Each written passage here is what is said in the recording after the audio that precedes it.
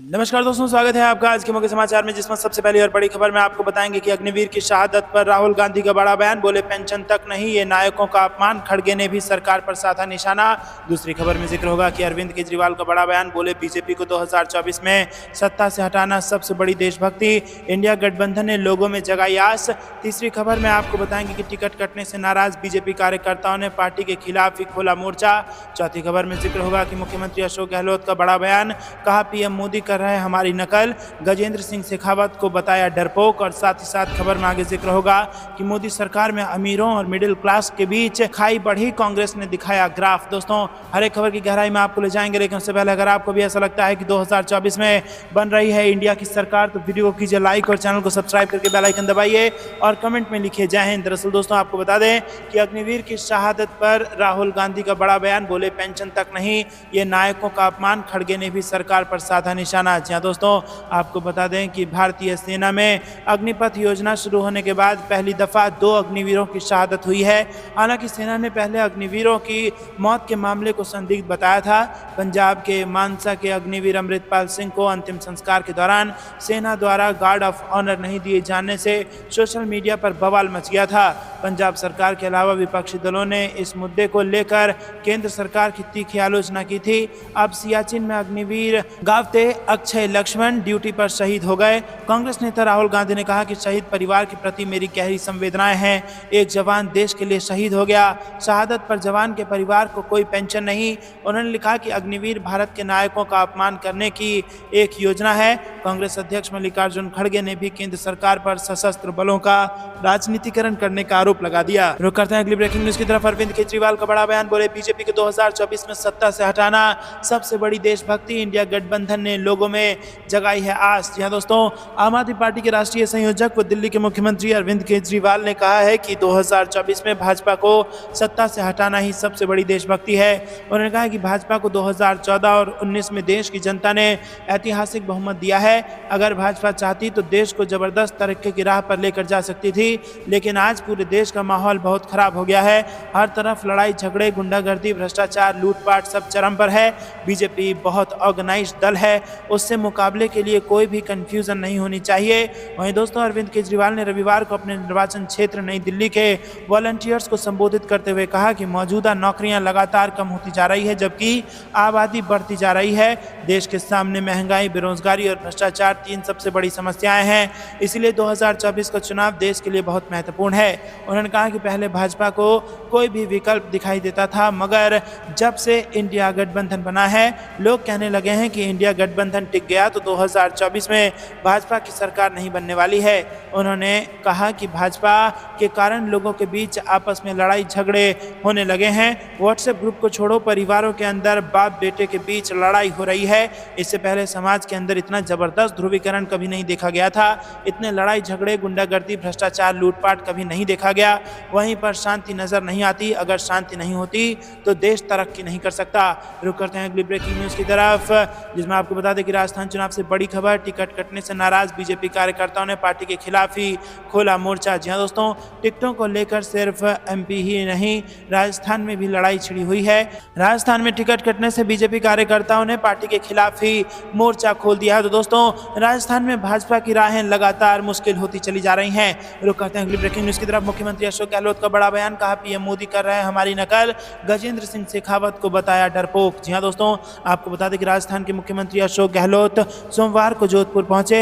Airport पर media से बातचीत करते हुए सीएम गहलोत ने प्रधानमंत्री मोदी पर हमला बोला। उन्होंने कहा पीएम मोदी हमारी गारंटी की बात की नकल कर रहे हैं। वहीं संजीवनी में केंद्रीय मंत्री गजेंद्र सिंह शेखावत पर भी तंज कसते हुए उन्हें डरपोक बताया।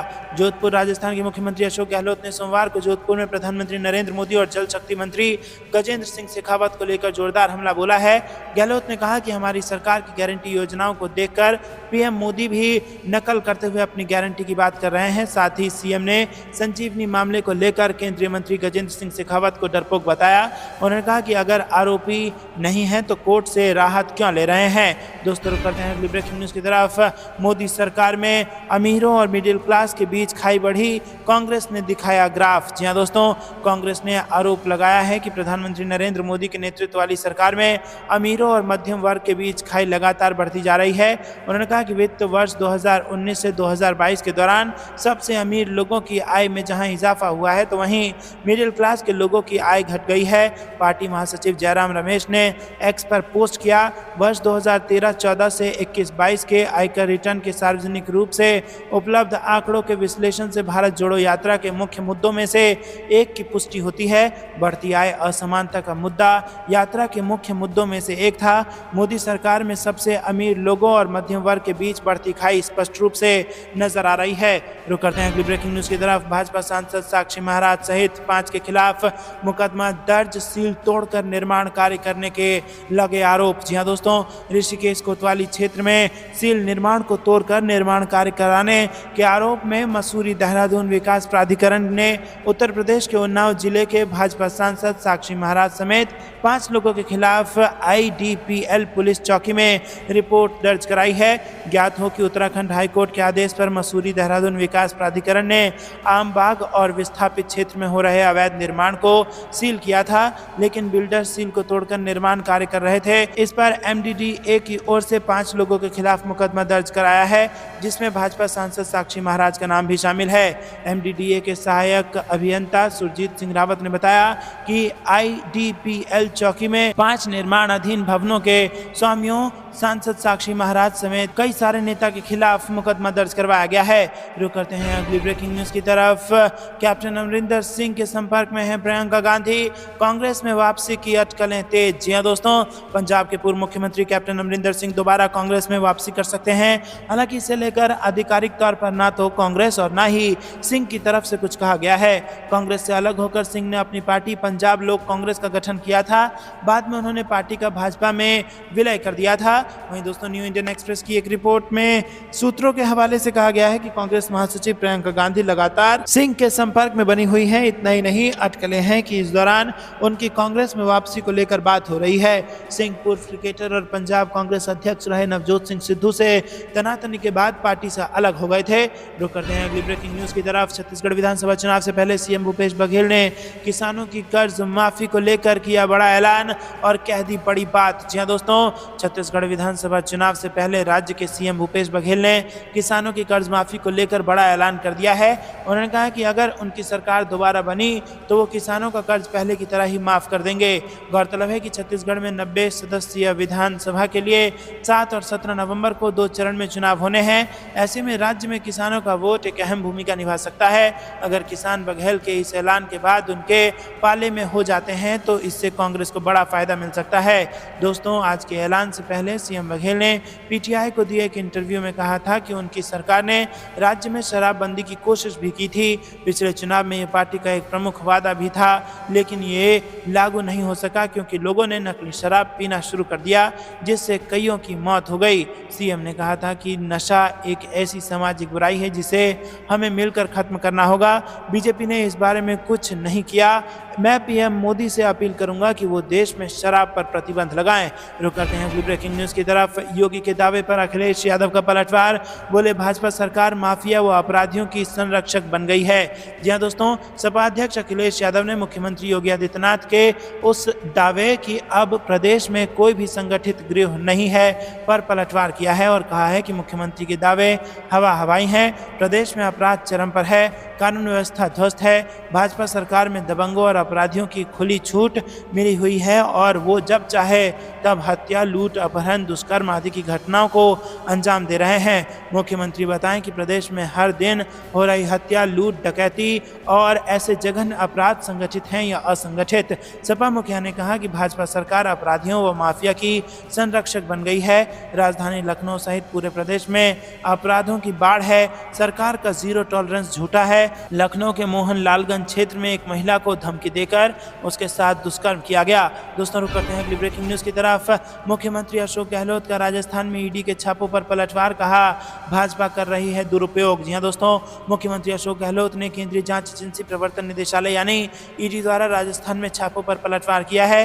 सीएम गहलोत ने एक पोस्ट में कहा है कि भारतीय जनता पार्टी ईडी का दुरुपयोग कर रही है। मुख्यमंत्री गहलोत ने सोशल मीडिया साइट एक्स पर कहा है कि राजस्थान में लगातार हो रही कार्रवाई। ईडी की रेड इस बात का सबूत है कि कांग्रेस चुनाव जीत रही है। राजस्थान की जनता का विश्वास जीतने में असमर्थ भाजपा कांग्रेस को परेशान करने के लिए ईडी का दुरुपयोग भी कर रही है। आपको बता दें कि विधानसभा चुनाव में कांग्रेस पार्टी की ओर से प्रत्याशियों की दूसरी सूची जारी होने के बाद मुख्यमंत्री अशोक गहलोत 2 दिवसीय दौरे पर जोधपुर पहुंचे। इस दौरान मीडिया से रूबरू होते हुए सीएम गहलोत ने कहा कि कांग्रेस सरकार ने प्रदेश में शानदार योजनाएं दी हैं। हम प्रदेश की जनता को काम की गारंटी दे रहे हैं। हमारी योजनाओं की चर्चा पूरे देश में है। इसके साथ ही उन्होंने कहा कि भाजपा के आरोपों में कोई दम नहीं है। भाजपा देश भर में कांग्रेस की सरकारों को गिराने का काम करती है। मेरे कारण कई बड़े भाजपा नेताओं को नुकसान हुआ है और मेरी प्रशंसा करने पर कई भाजपा विधायकों को सजा मिली है। दोस्तों रुक करते हैं अगली ब्रेकिंग न्यूज की तरफ। पीएम मोदी का पुतला फूका, बोले मांगे पूरी नहीं हुई तो नवंबर में फ्री कराएंगे टोल। पटियाला में किसानों ने शंभू बैरियर घेरा। जी हां दोस्तों, आपको बता दें कि पंजाब के पटियाला में एक बार फिर किसान जत्थेबंदियों ने मांगों को लेकर शंभू बैरियर का घेराव किया। 18 किसान जत्थेबंदियों के आह्वान पर सभी किसान तय समय के मुताबिक पूरा ग्राउंड में इकट्ठित हुए और भारतीय किसान यूनियन भेटड़ी कला की अगुवाई में मोदी सरकार व व्यावसायिक घरानों के पुतले जलाए। रुक करते हैं अगली ब्रेकिंग न्यूज की तरफ। सरकार के कामकाज और मोदी सरकार की कमजोरियों को जनता तक पहुंचाएं, शैलजा का बड़ा बयान। जी हां दोस्तों, कांग्रेस की प्रदेश प्रभारी कुमारी शैलजा ने रविवार को जिला और विधानसभा प्रभारियों की वर्चुअल बैठक लेकर उनसे विधानसभा चुनाव की तैयारियों की रिपोर्ट ली और इस दौरान उन्होंने सभी प्रभारियों से कहा कि राज्य सरकार के कामकाज से भाजपा और केंद्र सरकार की कमजोरियों को भी लोगों को बताएं। दोस्तों रुक करते हैं अगली ब्रेकिंग न्यूज की तरफ। सपा कांग्रेस गठबंधन, खड़गे के फोन कॉल के बाद बदले सपा नेताओं को तेवर। राम गोपाल यादव बोले कमलनाथ है मेरे दोस्त। जी हां दोस्तों, मध्य प्रदेश में सीटों के बंटवारे को लेकर सपा और कांग्रेस के बीच चल रहा वाक युद्ध अब रुकने जा रहा है। कांग्रेस अध्यक्ष मल्लिकार्जुन खड़गे के फोन कॉल के बाद सपा नेताओं के तेवर बदल गए हैं और कांग्रेस को कोसने वाले नेता अब इस बारे में बात करने से बच रहे हैं। सूत्रों के अनुसार पहले राहुल गांधी ने अपना संदेश अखिलेश को पहुंचाया, फिर रविवार को कांग्रेस अध्यक्ष मल्लिकार्जुन खड़गे ने खुद ही अखिलेश यादव से बात की। ऐसा माना जा रहा है कि मध्य प्रदेश में दोनों पार्टियों के बीच गठबंधन हो सकता है। सपा के एक नेता नाम ना छापने की शर्त पर कह रहे हैं कि पार्टी ने भले ही मध्य प्रदेश में सीटें घोषित कर दी हैं, लेकिन यदि गठबंधन होता है तो हम अपने प्रत्याशी वापस ले लेंगे। अभी नाम वापस लेने का विकल्प खुला हुआ है। दोस्तों रुक करते हैं अगली ब्रेकिंग न्यूज की तरफ। एक्ट्रेस गौतमी तिड़मिल्ला ने बीजेपी से दे दिया है इस्तीफा और पार्टी नेताओं पर लगा दिया है गंभीर आरोप। जी हां दोस्तों, तमिलनाडु की फेमस एक्ट्रेस गौतमी तिड़मिल्ला ने बीजेपी से रिजाइन कर दिया है। उन्होंने बयान जारी कर बीजेपी छोड़ने की वजह बताई है और गौतमी ने दावा किया है कि बीजेपी के सीनियर सदस्य एक ऐसे व्यक्ति की मदद कर रहे हैं जिसने उनकी संपत्तियों को ठग लिया है। गौतमी ने सोशल मीडिया प्लेटफॉर्म एक्स पर लिखा कि वो बीते 25 सालों से बीजेपी की सदस्य हैं और उन्होंने ईमानदारी से प्रतिबद्धता के साथ काम किया है। गौतमी ने यह भी दावा किया कि 20 साल पहले ही अगलप्पन नाम के एक व्यक्ति ने उनसे दोस्ती की थी जिसे उन्होंने अपनी संपत्तियों के मैनेजमेंट का काम सौंप दिया था। उन्होंने कहा कि मैंने उसे अपनी ज़मीन बेचने का काम सौंपा था और हाल ही में मुझे पता चला कि उसने मुझे और मेरी बेटी को परिवार बताते हुए उसने धोखाधड़ी कर ली है। रुक करते हैं अगली ब्रेकिंग न्यूज़ की तरफ। बिहार में इफ्तार वर्सेस फलहार। लोकसभा चुनाव को लेकर बीजेपी का हिंदू कार्ड, आरजेडी बोली घबराई है भाजपा। जी हां दोस्तों, जैसे जैसे लोकसभा चुनाव नजदीक आ रहे हैं वैसे वैसे सियासी दलों ने भी अपनी रणनीति पर काम करना शुरू कर दिया है। जहां रमजान के दिनों में महागठबंधन सरकार की सहयोगी पार्टी जेडीयू और आरजेडी ने इफ्तार पार्टी दी थी, तो वहीं अब इसका जवाब बिहार में मुख्य विपक्षी दल बीजेपी ने नवरात्र में फलहार पार्टी का आयोजन कर दिया है। नवरात्र शुरू होने के बाद से पिछले 8 दिनों में बिहार विधानसभा में विपक्षी नेता विजय कुमार सिन्हा समेत कई भाजपा नेताओं ने फलाहार पार्टी की मेजबानी की है और भाजपा के राष्ट्रीय प्रवक्ता संजय मयूख ने रविवार शाम को अपने आवास पर पार्टी की मेजबानी की है। रुक करते हैं अगली ब्रेकिंग न्यूज की तरफ। दीपेंद्र हुड्डा ने हरियाणा की बीजेपी जेजेपी सरकार को घेरा, धान और कोयलों को लेकर खड़े किए सवाल। जी हां दोस्तों, आपको बता दें कि कांग्रेस के राज्यसभा सांसद दीपेंद्र सिंह हुड्डा ने बीजेपी की केंद्र और प्रदेश की बीजेपी जेजेपी की गठबंधन सरकार पर निशाना साधा है। दीपेंद्र हुड्डा ने सोशल मीडिया साइट एक्स पर एक वीडियो शेयर कर धान के एक्सपोर्ट्स पर रोक लगाने और कोयले के इंपोर्ट पर सवाल खड़े किए हैं। उन्होंने कहा कि किसान की धान मंडी में आते ही चावल का एक्सपोर्ट बैन कर दिया जाता है ताकि सरकार के करीबी उद्योगपति बाद में मोटा मुनाफा कमा सकें। वहीं उद्योगपति सस्ता कोयला इंपोर्ट करके हरियाणा को महंगी बिजली बेचते हैं। डबल इंजन की सरकार किसानों और गरीबों पर महंगाई की डबल मार कर रही है। कांग्रेस नेता ने सरकार पर आरोप लगाते हुए कहा है कि सरकार ने धान के खरीद के एक्सपोर्ट पर रोक लगा रखी है और इसकी वजह से भाव गिरते जा रहे हैं। हमारे खाद्यान्न भंडारों में खाद्यान्न उपलब्ध है, एक्सपोर्ट में सही भाव मिलता है तो उसे बंद कर दिया जाता है। वहीं बंद भी ऐसे समय किया जाता है जब किसानों का धान एक्सपोर्ट होता हो तो रोक हटा दी जाती है। हर साल ऐसा ही किया जाता है। रुक करते हैं अगली ब्रेकिंग न्यूज की तरफ। मिशन 2023 इलेक्शन मध्य प्रदेश, प्रभावशाली गुर्जर नेता ने दिया बीजेपी को झटका, आईपीएस पद से इस्तीफा देकर हुए थे पार्टी में शामिल। जी हां दोस्तों, मध्य प्रदेश में अगले महीने विधानसभा चुनाव होने वाले हैं, लेकिन चुनाव से पहले नेताओं का पार्टी बदलने का सिलसिला जारी है। इसी क्रम में सोमवार को भाजपा के वरिष्ठ नेता और मध्य प्रदेश के पूर्व मंत्री रुस्तम सिंह ने पार्टी से इस्तीफा दे दिया है। रुस्तम सिंह ने प्रदेश भाजपा अध्यक्ष विष्णुदत्त शर्मा से एक पत्र लिखा और सिंह ने पत्र में लिखा है कि वो भाजपा की प्राथमिक सदस्यता और पार्टी के सभी पदों से इस्तीफा दे रहे हैं। सिंह के एक करीबी सूत्र ने दावा किया है कि पार्टी ने उनके साथ उचित व्यवहार नहीं किया। रुक करते हैं अगली ब्रेकिंग न्यूज की तरफ। यकीन है नूपुर को भी पीएम का आशीर्वाद मिलेगा, राजा सिंह का निलंबन रद्द करने पर भाजपा पर भड़के ओवैसी। जी हां दोस्तों, भारतीय जनता पार्टी ने रविवार को तेलंगाना के अपने विधायक टी राजा सिंह का निलंबन वापस लेने का ऐलान किया था। इसी को लेकर ऑल इंडिया मजलिस इत्तेहादुल मुसलमीन के अध्यक्ष असदुद्दीन ओवैसी ने भाजपा की आलोचना की, साथ ही पीएम नरेंद्र मोदी पर जमकर निशाना साधा। रुक करते हैं अगली ब्रेकिंग न्यूज की तरफ। रोजगार पर दिखा आर्थिक मजबूती का असर, कम हो रही है रोजगारी, आरबीआई की ताज़ा रिपोर्ट में खुलासा। जी हां दोस्तों, आपको बता दें कि आर्थिक मानदंडों में लगातार सकारात्मक मजबूती का असर रोजगार पर भी साफ तौर पर दिख रहा है। आने वाले महीनों में रोजगार में बढ़ोतरी जारी रहने की उम्मीद की जा रही है। आरबीआई की ताज़ा रिपोर्ट के मुताबिक इस साल सितंबर में बेरोजगारी दर अगस्त की 8.1% से घटकर 7.1% हो गई है। और सबसे अच्छी बात है कि ग्रामीण और शहरी दोनों ही जगहों पर बेरोजगारी दरों में कमी आई है। रिपोर्ट के मुताबिक संगठित क्षेत्र में वर्ष 2020 के सितंबर महीने के बाद रोजगार की सबसे अच्छी स्थिति दिख रही है। यही वजह है कि महात्मा गांधी ग्रामीण रोजगार गारंटी स्कीम के तहत काम मांगने वालों की संख्या में कमी आई है। आरबीआई की रिपोर्ट के मुताबिक इस साल जून में मनरेगा के तहत 3 करोड़ से अधिक ग्रामीण परिवारों ने काम काज की मांग की थी। दोस्तों, रुक करते हैं अगली ब्रेकिंग न्यूज की तरफ। मैं पीएम मोदी से बड़ा फकीर, भाजपा पर सीएम गहलोत का तंज, बोले विधानसभाओं में बीजेपी के पास नहीं है प्रत्याशी। जी हां दोस्तों, मुख्यमंत्री अशोक गहलोत सोमवार को 2 दिवसीय दौरे पर जोधपुर पहुंचे और जोधपुर एयरपोर्ट पर सीएम गहलोत का कांग्रेसी नेताओं और कार्यकर्ताओं ने स्वागत किया। सीएम गहलोत जोधपुर में चुनावी जनसंपर्क अभियान की शुरुआत करेंगे और इससे पहले सीएम गहलोत ने एयरपोर्ट पर मीडिया से बात करते हुए बीजेपी पर निशाना साधा है। सीएम गहलोत ने कहा है कि भाजपा इतनी घबराई हुई है कि 7 सांसद चुनाव में उतार दिए। सीएम गहलोत ने निशाना साधते हुए कहा है कि भाजपा देश भर में कांग्रेस की सरकारों को गिराने का काम करती है। मेरे कारण कई बड़े भाजपा नेताओं का नुकसान हुआ। मेरी प्रशंसा करने पर कई भाजपा विधायकों को सजा मिली है। लोकतंत्र में ये सब नहीं होना चाहिए। भाजपा को बुजुर्ग नेताओं का सम्मान करना चाहिए। रुक करते हैं अगली ब्रेकिंग न्यूज की तरफ। कर्नाटक के स्कूल में हिजाब को लेकर सरकार का अहम फैसला, शिक्षा मंत्री ने किया ऐलान। जी हां दोस्तों, आपको बता दें कि कर्नाटक में सभी परीक्षाओं में मुस्लिम छात्राओं को हिजाब में परीक्षा देने की अनुमति दी जाएगी और ये फैसला कर्नाटक के मुख्यमंत्री सिद्धारमैया की अध्यक्षता में हुई बैठक में किया गया है। इसको लेकर प्रदेश के शिक्षा मंत्री MC सुधाकर ने घोषणा की है कि राज्य में मुस्लिम छात्राओं को सभी परीक्षाओं में हिजाब में उपस्थित होने की अनुमति दी जाएगी। शिक्षा मंत्री सुधाकर ने कहा है कि राज्य में कांग्रेस की सरकार बनने के बाद सिद्धारमैया की अध्यक्षता में हुई बैठक में कर्नाटक में मुस्लिम छात्राओं को सभी एग्जाम में हिजाब पहनकर शामिल होने की इजाजत दी गई है। दोस्तों, आपको बता दें कि हिंदुत्व संगठन ने इसके खिलाफ प्रदर्शन करने का ऐलान किया है। रुक करते हैं अगली ब्रेकिंग न्यूज की तरफ।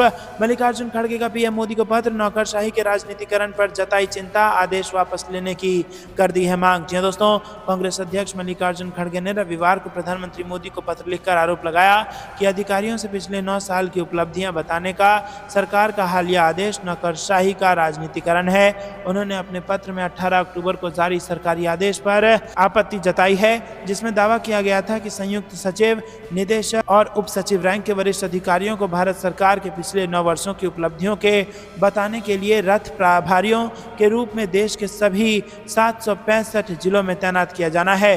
दोस्तों, रुक करते हैं अगली ब्रेकिंग न्यूज की तरफ। 25 को प्रियंका गांधी फिर राजस्थान में शीशराम ओला की प्रतिमा अनावरण कार्यक्रम में होंगी शामिल। जी हां दोस्तों, राजस्थान चुनाव से बड़ी खबर। पूर्व केंद्रीय मंत्री पद्मश्री शीशराम ओला की प्रतिमा के अनावरण कार्यक्रम में शामिल होने के लिए AICC महासचिव प्रियंका गांधी 25 अक्टूबर को झुंझुनू आएंगी।